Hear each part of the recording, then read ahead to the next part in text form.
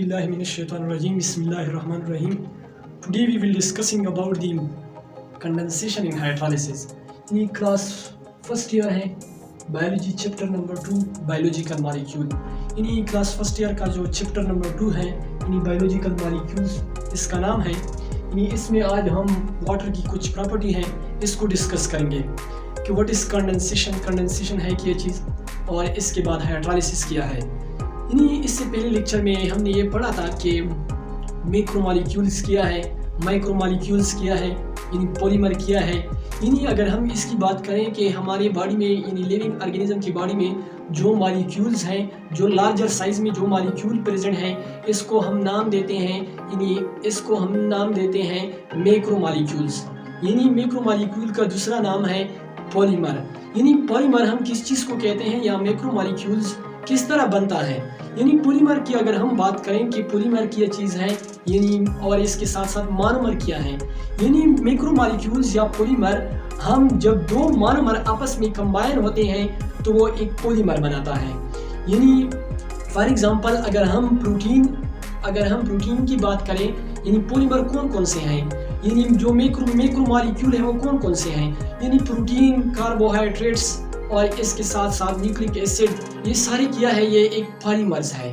और पॉलीमर हम किस चीज़ को कहते हैं, यानी पॉलीमर बेसिकली बनता किस तरह है। यानी पॉलीमर जो होती हैं ये जब दो मोनोमर आपस में कंबाइन होते हैं तो वो एक पॉलीमर बनाता है। यानी इस तरह अगर हम प्रोटीन की बात करें तो प्रोटीन एक पॉलीमर है। प्रोटीन किस तरह बनता है, प्रोटीन जो होती है जब आपस में यानी जब अमीनो एसिड आपस में कंबाइन होते हैं, 20 डिफरेंट अमीनो एसिड कंबाइन होते हैं तो वो एक क्या बनाता है, एक प्रोटीन बनाता है। प्रोटीन क्या है, बेसिकली एक पॉलीमर है। क्योंकि और मोनोमर कौन से हैं, यानी मोनोमर हम उस चीज़ को कहते हैं जो पॉलीमर को बनाता है। मोनोमर जो सिंगल यूनिट्स होते हैं इसको हम कहते हैं। यानी जो अमीनो एसिड होते हैं ये एक मोनोमर होता है। अमीनो एसिड को हम क्या कहते हैं, मोनोमर कहते हैं, और जो प्रोटीन बनता है इसको हम क्या कहते हैं, पॉलीमर कहते हैं। आज हम डिस्कस करेंगे कि कंडेंसेशन क्या है और इसके साथ साथ हाइड्रोलाइसिस क्या है। यानी व्हाट इज कंडेंसेशन, कंडेंसेशन है क्या चीज़। यानी when two monomer join, hydroxyl group is removed from one and hydrogen is removed from other monomer। यानी इसका मतलब ये है कि फॉर एग्जांपल हमारे पास इस प्रोसेस में, यानी इसकी डिफिनीशन ये है कि जब दो मोनोमर आपस में जॉइन होते हैं फ्रॉम वन एंड, यानी hydroxyl group is remove from one, यानी जब दो मोनोमर आपस में कंबाइन होते हैं, ये एक मोनोमर है, ये दूसरा मोनोमर है। यानी दो मोनोमर जब कंबाइन होते हैं, hydroxyl group is remove from one. जब हाइड्रोक्सिल ग्रुप जो होता है इसको हम कहते हैं हाइड्रोक्सिल ग्रुप। यानी जब हाइड्रोक्सिल ग्रुप जो होता है ये रिमूव होती है एक मोनोमर से and hydrogen is remove from other monomer. जब हाइड्रोजन जो होता है ये हाइड्रोजन है, ये दूसरी मोनोमर है, इससे जब हाइड्रोजन रिमूव होती है यानी ये दूसरा मोनोमर है, जब इससे हाइड्रोजन रिमूव होती है तो यानी जब ये एक अमीनो एसिड की मोनोमर से, यानी एक मोनोमर है, इससे हाइड्रोक्सिल ग्रुप रिमूव होते हैं, और दूसरा जो होता है दूसरे अमीनो एसिड यानी दूसरे जो मोनोमर है इससे जब एच ग्रुप यानी हाइड्रोजन रिमूव होती है तो इस प्रोसेस को हम नाम देते हैं कंडेंसेशन। यानी कंडेंसेशन में एक दो मोनोमर जॉइन होते हैं और एक मोनोमर से हाइड्रोक्सिल ग्रुप रिमूव होती है और दूसरी मोनोमर से हाइड्रोजन ग्रुप रिमूव होती है, तो आगे क्या बनता है, तो आगे एक पॉलीमर बनता है। यानी ये इस तरह, यानी ये जिस तरह पहला एक मोनोमर था, ये एक मोनोमर, ये दूसरे मोनोमर है, यानी इसके दरमियान ये एक अमीनो एसिड से हाइड्रोक्सिल ग्रुप और दूसरी से हाइड्रोजन ग्रुप ये रिमूव हो जाता है और इसके दरमियान जो होता है एक कोवेलेंट बॉन्ड बनता है। यानी एक मोनोमर जब कंबाइन होता है तो वो एक इस तरह पॉलीमर बनाता है और इस प्रोसेस में क्या यानी वाटर मॉलिक्यूल्स जो होता है ये रिमूव होती है। यानी इस प्रोसेस को हम नाम देते हैं कंडेंसेशन। यानी कंडेंसेशन में दो मोनोमर जॉइन होते हैं और वाटर मॉलिक्यूल जो होती है इससे रिमूव हो जाती है, तो इस प्रोसेस को हम नाम देते हैं कंडेंसेशन। यानी कंडेंसेशन, यानी इस प्रोसेस को, सारे प्रोसेस को हम नाम देते हैं कंडेंसेशन। और इसका दूसरा नाम है डिहाइड्रेशन सिंथेसिस। यानी इसको हम डिहाइड्रेशन सिंथेसिस क्यों कहते हैं कंडेंसेशन को, क्योंकि इसमें डिहाइड्रेशन होता है, यानी रिमूवल ऑफ वाटर होता है। इस प्रोसेस में वाटर मॉलिक्यूल जो होती हैं यानी एच और ओ जो होती हैं, ये इसको हम वाटर मॉलिक्यूल जो होती है इससे यानी रिमूव हो जाती है, तो इस वजह से इसको हम डिहाइड्रेशन सिंथेसिस भी कहते हैं, क्योंकि इसमें वाटर मॉलिक्यूल जो होती है ये रिमूव होती है, यानी वाटर मॉलिक्यूल इस प्रोसेस में बनता है। तो इसके बाद है हाइड्रोलाइसिस।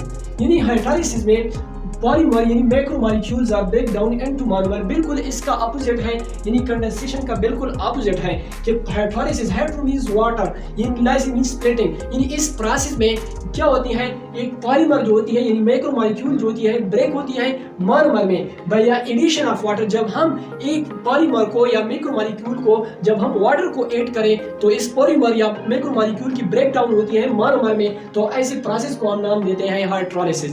यानी हाइड्रोलिसिस में हम बेसिकली वाटर मॉलिक्यूल को ऐड करते हैं और मैक्रोमोलेक्यूल जो होती है यानी पॉलीमर जो होती है इसको ब्रेक करते हैं मोनोमर में। तो इस प्रोसेस को हम नाम देते हैं हाइड्रोलिसिस। बिल्कुल इस यानी कंडेंसेशन का ऑपोजिट है, यानी इसमें मोनोमर कंबाइन होते हैं, जॉइन होते हैं, एक पॉलीमर बनाता है। इसमें बिल्कुल यानी वाटर मॉलिक्यूल जो होती है इसमें बनता है, यानी इस प्रोसेस में वाटर मॉलिक्यूल जो होती है रिमूव होती है। इस वजह से इसको डिहाइड्रेशन सिंथेसिस भी कहते हैं, क्योंकि इसमें वाटर मॉलिक्यूल रिमूव होती है, यानी इसमें वाटर मॉलिक्यूल बनता है इस प्रोसेस में। तो इसमें बिल्कुल यानी लार्ज मॉलिक्यूल की ब्रेक डाउन होती है मोनोमर में by the addition of water. जब हम वाटर को ऐड करें तो ये पॉलीमर यानी पॉलीमर जो होती है ये ब्रेक इसकी ब्रेक डाउन होती है मोनोमर में। तो इस प्रोसेस को हम नाम देते हैं हाइड्रोलिसिस। यानी हाइड्रोलिसिस यानी hydroxyl group is attached to one monomer. यानी इसमें जब हम इसकी ऑपोजिट यानी कंडेंसेशन की अगर हम ऑपोजिट बात करें तो इसमें हाइड्रोक्सिल ग्रुप जो था यानी इससे रिमूव होता था, यानी एक मोनोमर से और दूसरे से हाइड्रोजन ग्रुप रिमूव। इसमें hydroxyl group is attached to one monomer, यानी एक हाइड्रोक्सिल ग्रुप इसमें अगर हम यानी हाइड्रोलिसिस में अगर हम वाटर को ऐड करें तो वो एक मोनोमर के साथ हाइड्रोक्सिल ग्रुप अटैच होता है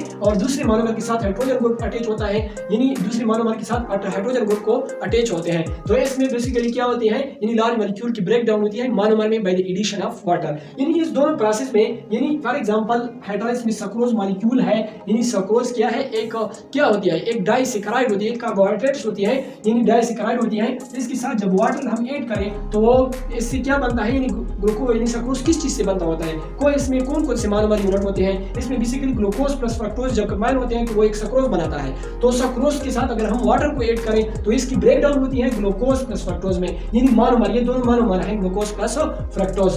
यानी इस प्रोसेस में यानी अगर हम कंडेंसेशन की बात करें या हाइड्रोलिसिस की बात करें तो ये प्रोसेस खुद में होते नहीं होते, यानी इसमें दोनों प्रोसेस में बोथ कंडेंसेशन इन हाइड्रोलिसिस नीड्स स्पेसिफिक एंजाइम। इस प्रोसेस में यानी दोनों कंडेंसेशन में और इसके साथ हाइड्रोलिसिस में यानी दोनों प्रोसेस में यानी एक खास किस्म के एंजाइम की जरूरत होती है, यानी स्पेसिफिक एंजाइम जो होती है इस दोनों प्रोसेस के लिए रिक्वायर होंगे। Thanks for watching.